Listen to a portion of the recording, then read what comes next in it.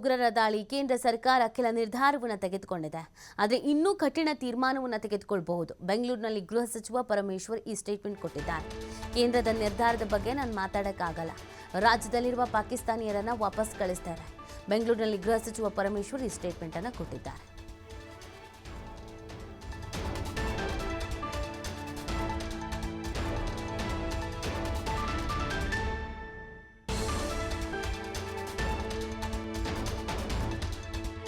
ನಿರ್ಧಾರಗಳನ್ನು ರಾಜತಾಂತ್ರಿಕವಾಗಿ ತಗೊಂಡಿದ್ದಾರೆ.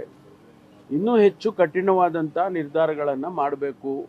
ಇಂಥ ಘಟನೆಗಳು ಮರುಕಳಿಸ್ದಂಗೆ ಏನು ಟೆರರಿಸ್ಟ್ ಆರ್ಗನೈಸೇಷನ್ಸ್ಗಳು ಆ ಭಾಗದಲ್ಲಿದ್ದಾವೆ ಅವುಗಳನ್ನೆಲ್ಲ ಹತ್ತಿಕ್ಕುವಂಥದ್ರಲ್ಲಿ ಇನ್ನೂ ಹೆಚ್ಚಿನ ರೀತಿ ಕಠಿಣವಾಗಿ ತೀರ್ಮಾನಗಳನ್ನು ತಗೋಬೇಕು ಅಂತ ಅಷ್ಟೇ ಹೇಳ್ಬೋದು.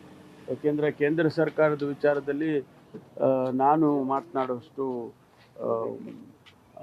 ಮಾತನಾಡೋಕ್ಕಾಗೋದಿಲ್ಲ. ನಮ್ಮಲ್ಲಿ ವೆರಿಫೈ ಮಾಡ್ತಾ ಇದ್ದಾರೆ. ಅಧಿಕೃತವಾಗಿ ಇಲ್ಲಿ ಇರ್ತಕ್ಕಂಥವ್ರು, ಅನಧಿಕೃತವಾಗಿ ಇರ್ತಕ್ಕಂಥವ್ರು ಇವೆಲ್ಲ ನಾವು ನೋಡಬೇಕಲ್ಲ. ಈಗಾಗಲೇ ಹಿಂದೆ ತಾವು ಸದನದಲ್ಲಿ ಅಧಿವೇಶನದಲ್ಲಿ ಪ್ರಶ್ನೆಗಳನ್ನು ಕೇಳಿದ್ದು ಕೂಡ ತಾವು ಗಮನಿಸಿದ್ದೀರಿ ಅಂದ್ಕೊಳ್ತೀನಿ. ಅದರಲ್ಲಿ ಈಗ ಪಾಕಿಸ್ತಾನೀಸು ಯಾರಿದ್ದಾರೆ, ಅಧಿಕೃತವಾಗಿ ಯಾರಿದ್ದಾರೆ ಅವ್ರಿಗೆಲ್ಲ ವಾಪಸ್ ಕಳಿಸ್ಲೇಬೇಕಾಗ್ತದೆ. ಕೇಂದ್ರ ಸರ್ಕಾರ ತೀರ್ಮಾನ ತೊಗೊಂಡಿದೆ. FRR ಅನ್ನೋರು ಆ ಕೆಲಸ ಮಾಡ್ತಾರೆ. ಇಲ್ಲ ಅನಧಿಕೃತವಾಗಿರೋದು ಗೊತ್ತಿಲ್ಲ, ಅದನ್ನು ವೆರಿಫೈ ಮಾಡಬೇಕು. ಅಧಿಕೃತವಾಗಿರೋರನ್ನ ಕಳಿಸೋದಕ್ಕೆ ನಮ್ಮದೇನು ತಕರಾರು ಇಲ್ವಲ್ಲ. ಅವ್ರನ್ನೇ ಈಗ ಎಲ್ಲ ವೀಸಾ ಕ್ಯಾನ್ಸಲೇಷನ್ಸ್ ಮಾಡಿ ನೀವೆಲ್ಲ ಹೊರಟೋಗಿ ಇಲ್ಲಿಂದ ಕೇಂದ್ರ ಸರ್ಕಾರ ಆ ರೀತಿ ತೀರ್ಮಾನ ಮಾಡಿದೆ ಅಂತ ಹೇಳುವಂಥದ್ದು ಅಷ್ಟೇ.